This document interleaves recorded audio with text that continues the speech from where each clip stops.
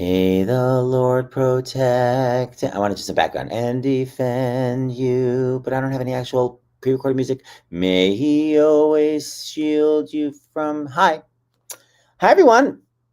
It's me, Seth Rudetsky. I'm in. It looks like a very generic hotel room, but it's not. It's actually a nice hotel room. I'm in Santa Monica. I'm in Aaron Lazar land. Welcome to this week's Broadway. Oh, look, Rusty's in California as well. El Segundo. California. Yes, West Coast too. Hey, Queens. Oh my God. And Donald Young, who's right in London. Hi, Donald Young. I hope you're coming on my next Broadway cruise. Hi, Peter Tedeschi. Welcome to the Broadway Shabbat, as we say. I got my hair cut so short. I have to dye it. It's so crazy. Like at the end of, what is it? Postcards from the Edge, where Charlotte McClain is revealed to be 90 years old. It's just so completely white. I've got to make this darker because I look like a 90-year-old person. Oh, someone's prepping soup. Jolynn, first of all, I've never heard less of a Jewish name. Are you like a Texas Jew? And what kind of soup are you making? So I need to know what kind of soup you're making. Okay, anyway, let me bring on my guest stars for today at this point. My hair looks great. I think it's haggy. And also I didn't shave and I'm wearing a weird sports bra. I just got off the flight. Okay, so first I'm going to welcome Farmisha Berach, and we'll get to that eventually. The fabulous, not yet cantor, but just an inch away, Rena Strober. Hi, Rena Strober. Shabbat shalom. We're like, whoop. Because you're in New York, I'm in California. It's gift to the Magi. I finally flew out here. But by the way, your makeup is so much better than mine. I'm not wearing any makeup. I look 90. I got my 11s, white. All right, Aaron Lazar. Because Aaron is so at peace. He's so not fun. Aaron, you're not going to do any dishing with me because you're like, I'm at peace all the time. Hi, Aaron. It's annoying. I didn't even know I was on camera. I'm just watching my old friend Rena, who I did not know was becoming a cancer. Yes, it's so good to see you. And my friend Deb, I'm at Deb's house who went to Duke. Hi, Aaron. Wait, whose house? Deb Grousman, who went to Duke with you. Oh, hey, Deb. I haven't seen you in forever. This is a whole Jewish reunion. Rena, congratulations, and you look exactly the same. Thank you. You look fantastic. Deb, I feel like you look the same, except you're blonde now. Oh, no, Deb. Oh, me. Yeah, I am blonde now. It's true. Yeah. also gray. Seth, I'm gray, so relax. I know, but Aaron, you have the right idea aging-wise because this is your distance from the camera.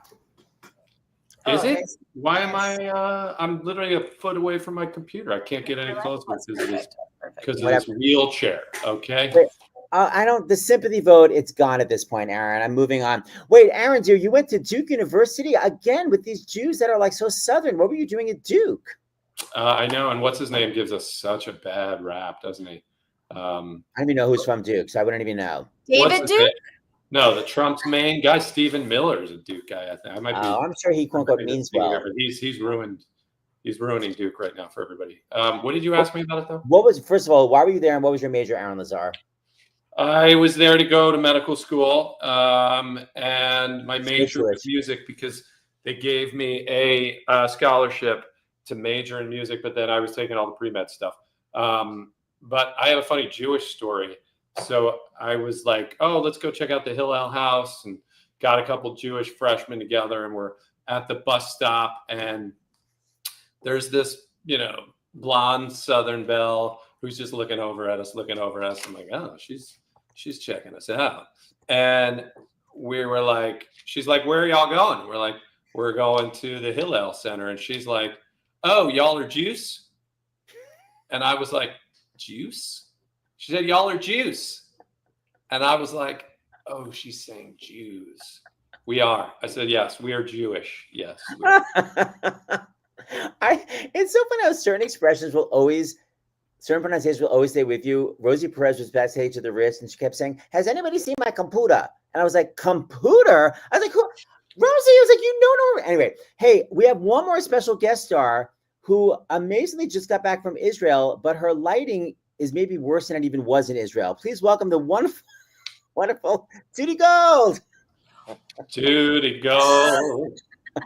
Giving the finger. Oh my God, Judy. Judy, we're so happy to see you. Even Aaron's singing for you. Thank you, Aaron. Listen, Aaron, listen to this. Go. When I did this college years ago, like 30 years ago, and right before I went on stage, I asked the student person who booked the show if they had any Jews.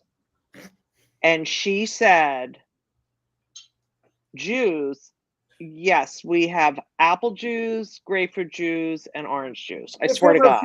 It's like Gift of the Magi. It's the reverse story. Oh my God, I didn't know it could get any better. It got so much better. And I was like, oh, that'll be a joke for the next, 5 years of my act. Yeah. Love it.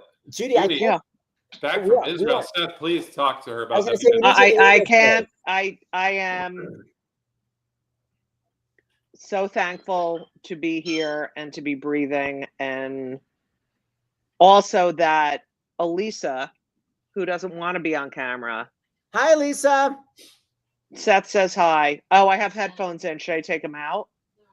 If it's gonna make you talk softer. No, whatever you want. I would love for Oh Lisa. my God. Fucking annoying. They really want you on, Dar. No, she picked me up this morning from the airport, and that I'll be having to pay for that okay. I'm doing MacBook Pros. All right.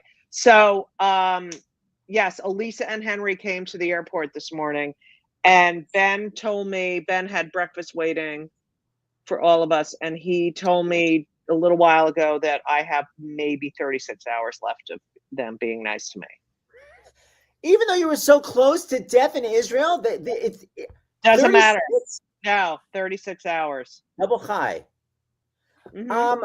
Okay, so Judy Gold, if people don't know, so for this Shabbat, we're going to start soon, but Judy Gold went to Israel, like Pride Parade, bring on the lesbians, cut to war with Iran, and you were literally in bomb shelters. Now, by the way,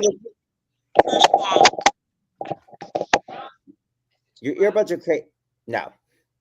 Can't hear you, girl. You have to change the audio. I think you have to do a different input. Can't hear you, but you are blank. Now you're muted. You know what? And that's a pleasure for me. I got to be honest. Now you're back. Go fuck yourself.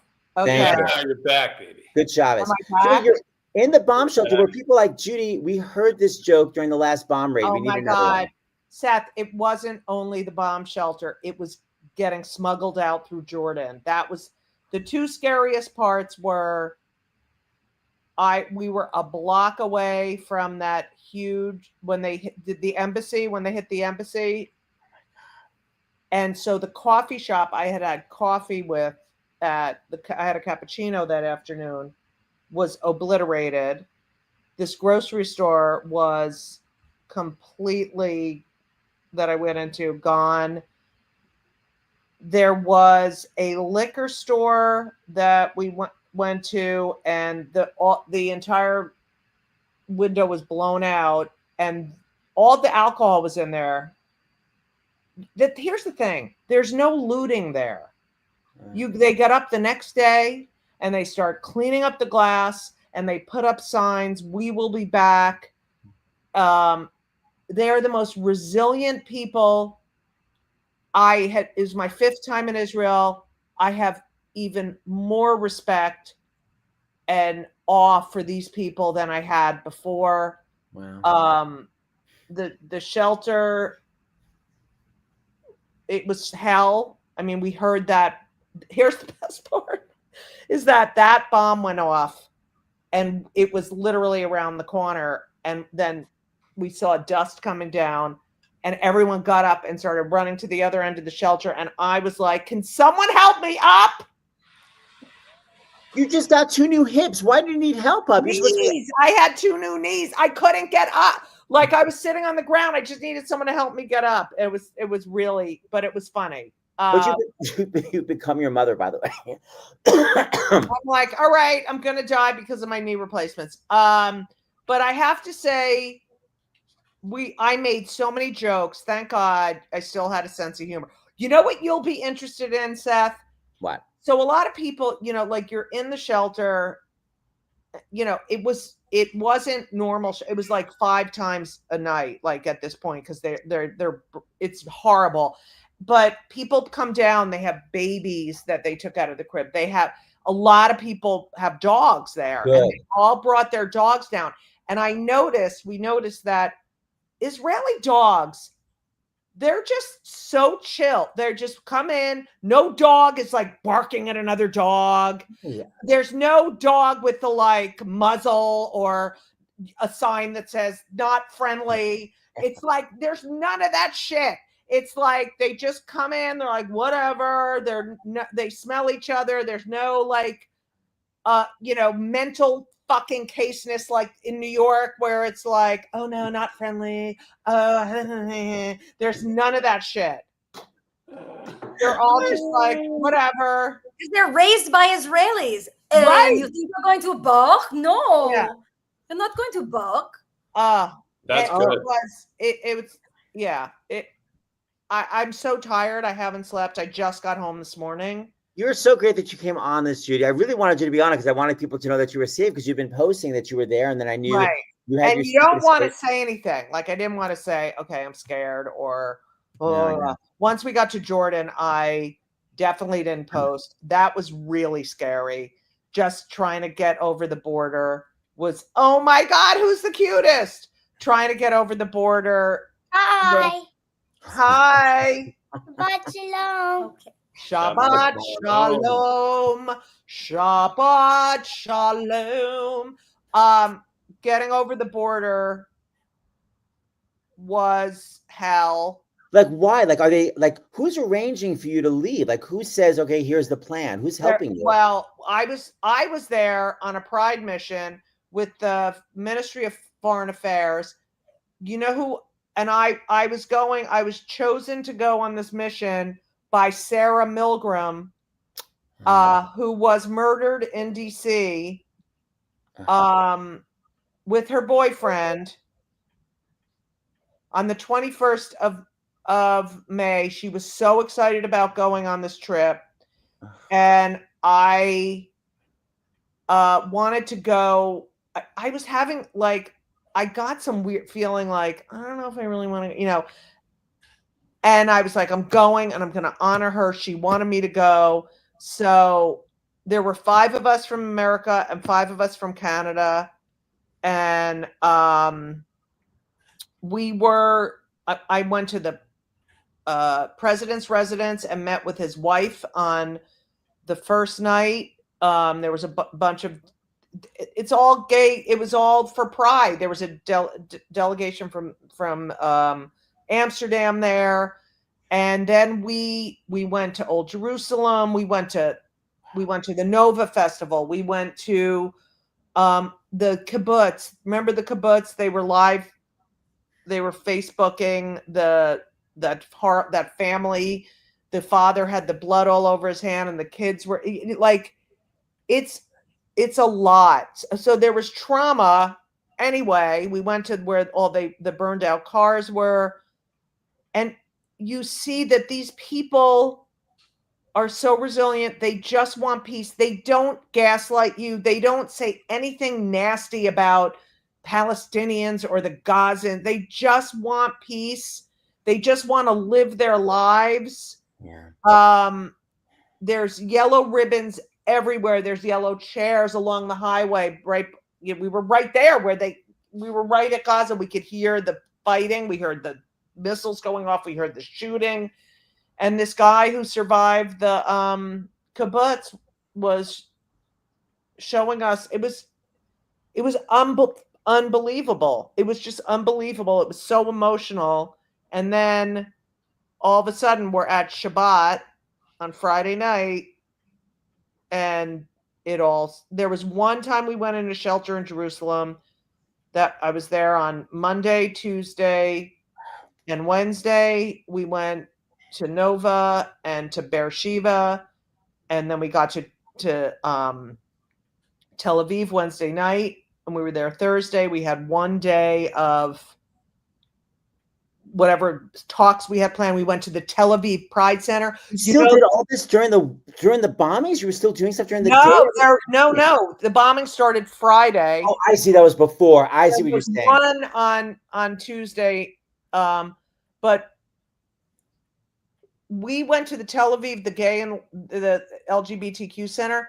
You know the gay couple where they were supposed to be married the following week, and he was a big Sagi went into the kibbutz, and he was the head guy. He was very high up in the military, and he was killed. Yeah. We met with his husband to be, and he's dedicating his life to the memory of Sagi and just helping people.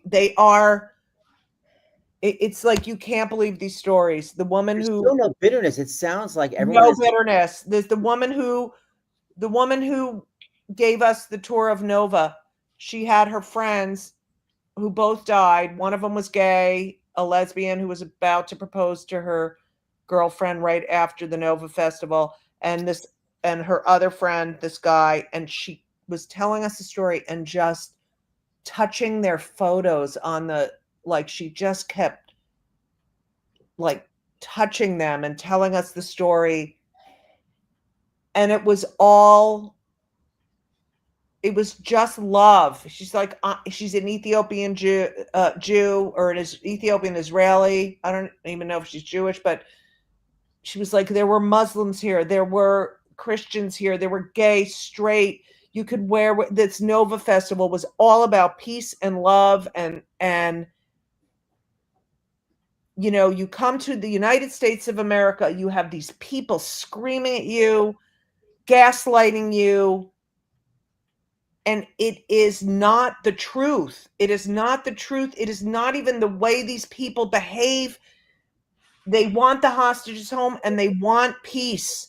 They don't say negative shit about Gazans. They don't say anything except, let's end this war. Let's bring these hostages home and let's live in peace and make lives better. All these people want the Palestinians to have better lives, to get away, for Hamas to get out. Like, even the terrorists are being harmed. Right. Yeah. Even the survivor from Nova, who was almost burned alive, was beaten in the back of her neck with a rifle. And she just was like, you know, I wish they didn't learn hate, and I wish that we could help them to get out of this. Like, that is the way it is. And to be in a place where you're not arguing with these people about, you know, well, but what about it, I mean, I'm so tired. I probably don't have the right words, but no, you're getting your point across so clearly, and all I now want to do is visit. And I feel like you have the same they have the same at peaceness as Aaron. I mean, like, listening to this, I feel like it reminds me of you, like, facing this adversity, and instead of being, because people don't know Aaron has ALS. You just see the handsome face, but below it, he's got a Miss Havisham wheelchair. No, sorry, Madame Armfeld wheelchair. But you have, like, the best attitude about it. I feel like you're like the Israelis that are just like, shrug. Why are you so positive like these Israelis? Well, that's a hell of a transition. I appreciate you trying to make it. It's true. No, but that's exactly what it reminded me of, because you're so shrug about it. I don't know. As you were talking, Judy, and sharing these unbelievable stories, I've been to Israel actually once. I did a concert of a musical there. I don't know, Rena, if you know this musical. Seth, you probably do. It was Masada, the musical Masada. Yeah. Which became a musical called Imagine This. But anyway, I got to do a 2-week trip in Israel. And Miri Masika, the Israeli pop star, was the co-star of the musical. And when I met her, we shook hands, and she goes, "Oh my God, your hands are so soft. You're like a little boy," compared to Israeli men, right? Who just are, this is what they live with. Yeah, as we were talking, Judy, I was just like, look, you know, when you wake up in life, you realize all of this violence is just nonsense. We're all one. We're all the same. You know, looking for excuses to blame other people when you should be changing yourself. Like, so it all resonates with me very differently than it used to when I used to get really passionately involved and angry as a Jew. It's just, now I just look at it as, it's so foolish. It's so false. It's just people. And it's such a shame. And the only thing I can do is work on myself and teach whatever I learned to my children and share it with whoever gives a shit and wants and is willing to listen to me, and say, it shouldn't take ALS or something for you to wake up in this life, and that's it. Until I don't just believe this now over the years now of learning, studying, and healing in this what's been an extraordinary nightmare, but also a sacred gift. Hi, cutie. Oh my gosh, she's so cute. Can't take it. So cute. I know that I kind of lost track of what I was going to say. You said the sacred gift, yet it was a nightmare. What you've learned. Yeah, what I've learned is just I know how this is not truth. What it, and yet it's very true for many people, right? And so all I do is say, whenever you're facing some kind of adversity, right, you have to create a practice for yourself where you are willing to look at yourself and change yourself. I mean, it's nothing different than what Jesus said, what Gandhi said, what so many have said for thousands of years. And when you change yourself, your life changes. And when you go and try and insist that someone else's life change, or someone else is to blame for what, then you create a certain energy and you live in that energy, and it becomes harder and harder to break the more you practice it. So that's all the way of saying, like, how do I stay positive? I work my ass off at it because every day I have a choice multiple times throughout the day to pay attention to the stuff that could be very scary or negative, or but the more I have practiced tapping into God, divinity within me and all around me, and we're all the same, we all have this. So what's what I've been saying for a couple of years now through the Impossible Dream, the song and my platform, whether it's speeches or the album, and now a podcast that's coming out this summer, is everyone has the power within them to do this, to make the impossible possible. But you have to really be willing to do the work. And it's vigilance. It sounds like constant vigilance. Like I just forget, and I crank up. First of all, wait, we got to light candles so we can begin. Then we got to keep talking. Wait, all right, but wait a minute. Can I just say one thing? Yes, with your Jufro. Oh God, please! I need my hair products. Yeah, I can't even comment. The bra. We slept. I had to sleep in my clothes because we were at the shelter so many times. I maybe got 30 minutes of sleep a night. But there was a woman, a couple of people in our group had walked by. Were walking around the neighborhood, and there was a woman, and she had a gallery, and she was a potter, and she was making something, and they were watching her, do the. And of course, she was a lesbian, so she's like, and it was so the way her hands. I was like, all right, enough. Anyway, and then after the bombing, the following day, they walked by, and her place was pretty destroyed. And they went in and said, we were watching you yesterday and making this, we're so sorry or whatever. And she went and got it. And she said, I'm going to finish it today. And that, to me, was so meaningful, that I'm going to continue my life. You're not going to stop me. You're not going to control me. And, it's the resilience is mind-boggling. It's so inspiring, and I feel like such a cranky ass, and I complain about nothing. Okay, who wants to do the actual candle? Well, my kids did. I'll do the candles, but my kids did say, they're like, it's amazing how you lose your keys or your phone and you can't function, but you can live through live in a war zone and go to a bomb shelter and get smuggled through the border, and you're fine. I'm like, yes, that's exactly right. You're an idiot. Okay, go. Wait, I gotta go get the candle. So do something. Just wait a second. Fine. The rabbi that I was serving with a few weeks ago, yes. just while she's doing it, was talking about a vase. When it breaks, we often say it lets the light in. And he said, but what if we switch it to when something breaks, it lets the light out? So when we're broken, we actually, create more light in the world. And I just thought I would add that little thing. I use a similar analogy, but it's that we all spend a lot of time looking for, as if we're in a dark room, looking around for a light switch, and then most people end up leaving the room and trying to find light elsewhere. And the reality is that the light's on in the room. It's a bulb and it's covered up by a ton of blankets. And the more shit you got, the more you're stacking on top of it, and you have to do the work to remove what's in the way. You have to you pile all this stuff on, and it diminishes the truth and it diminishes your light. So do the work and move the stuff out of the way and stop blaming other people. But it's not really. I mean, now this is crisis, right? This is war. This is what I do, not to just heal myself, but when I can't bear reading the news or watching the news, it's I work on myself, and I spend time with my kids, and I help them grow, because what else can we do? I mean, besides complain. Yeah. I mean, that's the problem, that I waste. It's a choice. You have a choice. I know. I'm inspired by you guys. And I didn't realize Jews have such bad eyesight. I've never seen more glasses before in my life. Okay.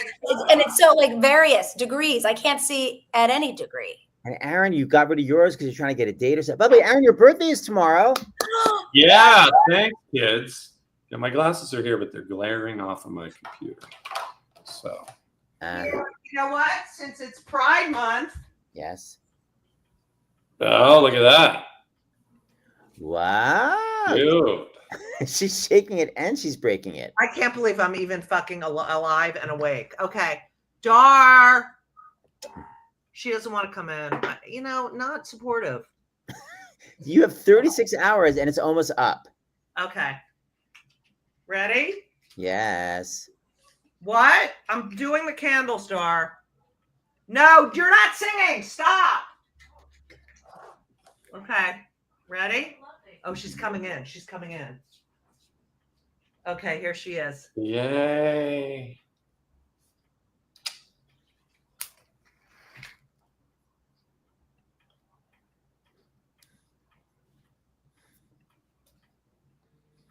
Baruch atah Adonai Eloheinu melech haolam asher kiddushanu b'mitzvotav v'tzivanu lahadlik ner shel Shabbat. Amen. Elisa. Amen. Hi. Fantastic. How are you all? Elisa, we were also stressed for poor Judy Gold. How the hell did you get through the week? Who is giving you therapy? You're the therapist. Exactly. No one was giving me therapy. It was hard. It was very hard. Are we those lesbians who look like each other? Yeah. Hello. No, I can't. What did what's his name say? Where did we Seth? meet? Lens Crafters. Yeah, David Tell said, "Did you guys meet at Lens Crafters?" All right. It was hard. It really was. But we got to FaceTime and text, and not while she was in the shelter because it didn't have any Wi-Fi. Every time I went to the shelter, I wrote, "Go in a shelter," and then they'd wait until I didn't realize I probably shouldn't do that, but I wanted them to know. Yeah.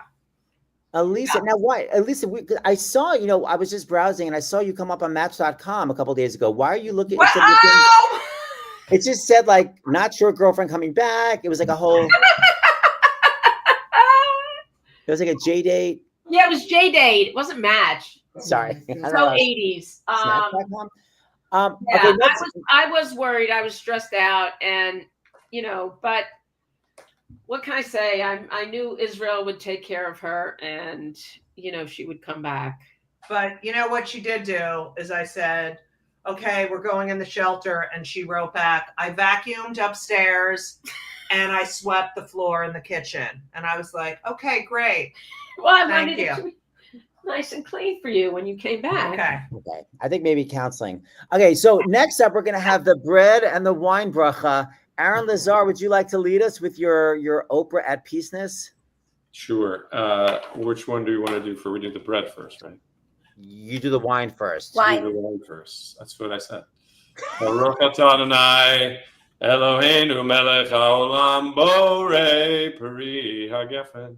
Okay, Aaron, amen. But why literally no vibrato? Like you've never sung before? And you're like, what's happening?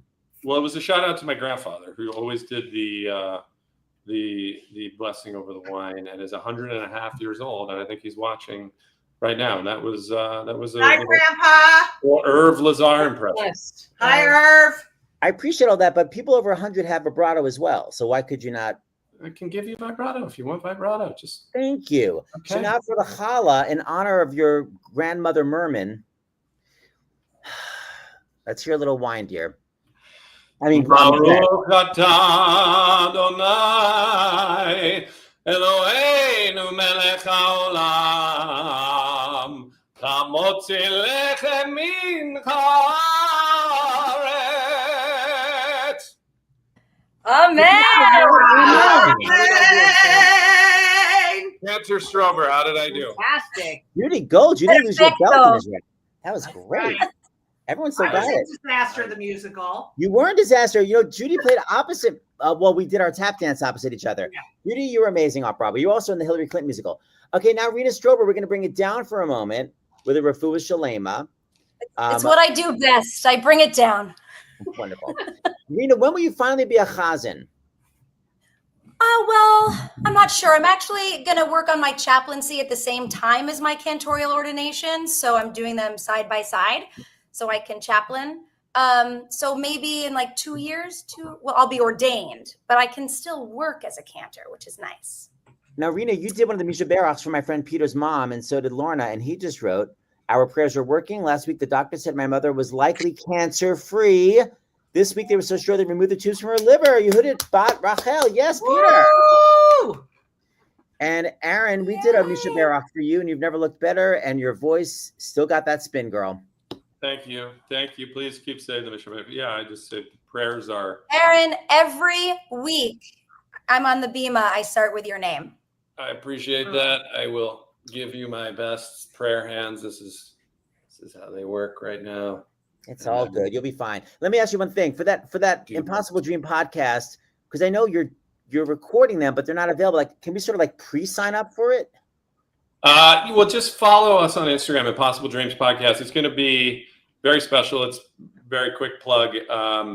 It's to raise awareness around ALS, but flip the script on it because the script is so negative. It's so dark. And there are 62 people who've reversed sporadic ALS, and there's a lot that people don't know. So it's to inspire people, give people courage, and really empower people to live their own impossible dreams. So Mark Cuban was my first guest, and he talked about an idea for how AI and a large language learning model can help potentially lead to breakthroughs and treatments and cures, which is very cool. I spoke to Ben Stiller and his wife, Christine Taylor, yesterday, who are on the board of Project ALS. So having just amazing conversation. It's just sort of like not your typical, hey, I'm going to interview people. It's like we sit down, we talk about everybody's trying to figure life out.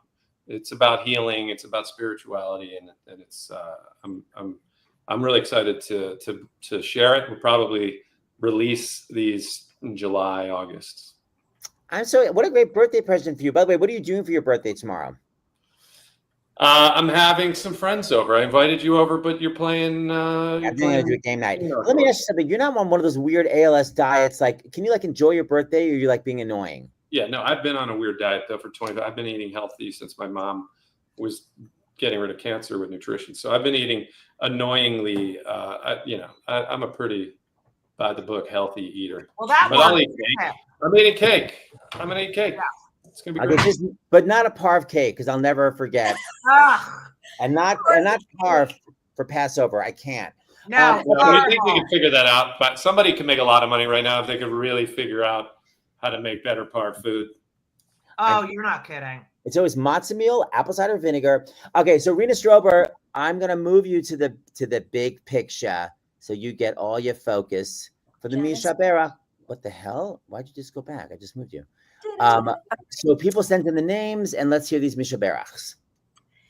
We have Sarah Yenta Bat Moshe Ben Yamin Vibashka Seidel Rosen, David Ben Nava, Yonkel Eliyahu Ben Sura, Leah bat Rachel, Tehila bat Ashera Nadiv, Vimeshulem Zalman, Michael Rubin, Yosef Abraham, Ben Yitzchak Yaakov, Curtis Olson, Asher Ben Avraham, Chasha bat Beryl, Melanie Vatau, Leah bat Margalit, Sarah bat Hannah, Shana Chana bat Pinchas Veguta Rivka. I add Aaron Lazar every time I sing the Misha Berach. I also add the hostages.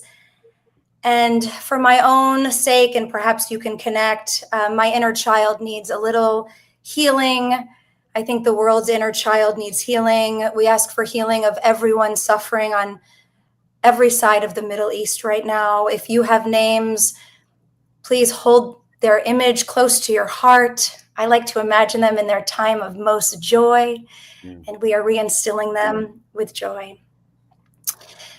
Misha Berach Avotenu Avraham Yitzchak V'Yaakov Sarah Rivka Rachel V'Leah Hu Yivarech V'Yirapeh Et Hachalim Elna Rifana Elna Rifana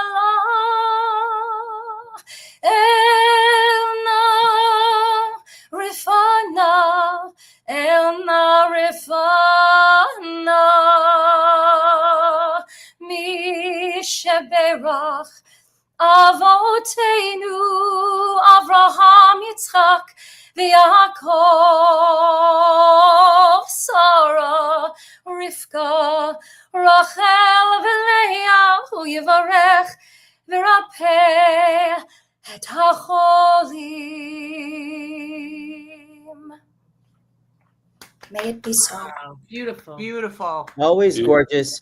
Rena Strober, I want you to go off camera because you're going to Aladdin. So I'm dropping you right now. Get thee to Aladdin. Aladdin. Have fun. Thank you. Izzy's first Broadway show. I was going to take her to Jean Smart's Call Me Izzy because that's my kid's name, but I thought that might not be And appropriate. you have to go on Shabbos? My mother. No one's going to be there. I'm like, Mom, I think you're still be there. Oh, yeah, that's what my mother used to say. I'm not going out on Mother's Day. No one goes out on Mother's Day. It's too crowded. It's so Like, sweeping. Okay, Rena Strober, we love you. Bye. See you next Bye, time. Rena. Have fun. Bye. Um, God. Judy and Aaron, so much inspiration from the two of you. So Judy, you do have to do some post-traumatic stress therapy because you have really been through a lot, and I don't know if you're fully taking in the trauma you've been through. So I hope you get some good help. Not from Elisa, not from your girlfriend therapist, from a real therapist. Oh, no, she's the worst. She doesn't listen. We said we're not blaming people. Aaron just inspired us to not be assholes. Oh, yeah. Sorry, Aaron. Yeah, come on, dude. Sounds Come on. sorry. I'm an idiot. Aaron Lazar, would you like to send us out with some inspirational words from, because you're my Jewish Oprah. Well, I got to meet a man named Sadhguru on Tuesday night, and if you don't know who he is, I think he's already affected the lives of 4 billion people. He's a yogi mystic who spent the last 45 years traveling the planet with various initiatives, from changing the soil to just helping us all become more aligned with our highest selves. And he just had a beautiful, I got to speak to him. I got to meet him. I only discovered him 2 years ago in this journey.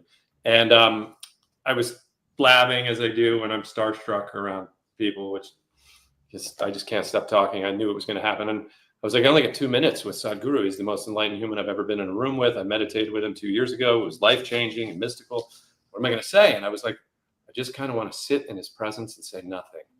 And of course, I'm just blabbing like an idiot. So I told him that, I've been traveling, sharing the impossible dream through speeches and music. And I said, have you ever heard of the song, The Impossible Dream? I started to sing it. And he cuts me off like after one sing. He goes, nothing is impossible. And he said, whatever the hell the body might be doing, whatever adversity you might be facing, you live your life as joyfully and as blissfully as you can. And you raise your energies to the level of exuberance ride the cycles of time so that you don't get crushed by them. And I think that's the best any of us can do. It's certainly what it sounds like the Israelis that you met and experienced, Judy, are doing. And it sounds like what your beautiful partner was doing at home while you were in a shelter. And as angry as we can get and as ridiculous as this can be and as frustrating, you know, I try and just raise the energies and see what comes from that. So I hope that brings people some kind of inspiration when in these crazy times. And any tips on thank you, but any tips on also me not receiving? Dude, you gave me tips, man. I was like working for a while where they were dyeing my hair and every single thing I did, and it was looking super fakey fake. And you were like, listen, go to a Veda salon in Upper West Side, and they do this great paint in thing. And I've been telling people, I had a buddy over here, New York director buddy, you probably know him. I won't out him on the air, but he was like, I'm getting so great. I'm like, Seth Rudetsky told me about the Aveda salon. I didn't do it. The last time I went, my husband said, why does your hair look orange? So I've been panicked, but now it's full out. Elaine Stritch White. Listen, I think it looks handsome, dude. You're working it. No, that's the whole you look distinguished, which is code for. No, I'm not bullshit. I think if it looked terrible on you and it made you look so much older, I'd be like, Seth, you know, but I don't, you know. I know, but also, Aaron, you're not gay. I need a gay man's advice. Judy, you're 1 inch away, but not quite gay man enough. Okay, everybody love you. I love that the hair is fine. I love that David Katz was watching from an airplane. He's literally been lurking on this airplane. I don't know if you could see. Unbelievable, David. That's creepy. Oh Okay. my gosh. I just busted him. All right, Judy, we're so happy you're safe. We love you so much. Love you. Love you guys. Bye, everybody. Shalom. Shalom. Judy, thank God you're back. God bless. Yes, thank God. Thank you. Everyone. And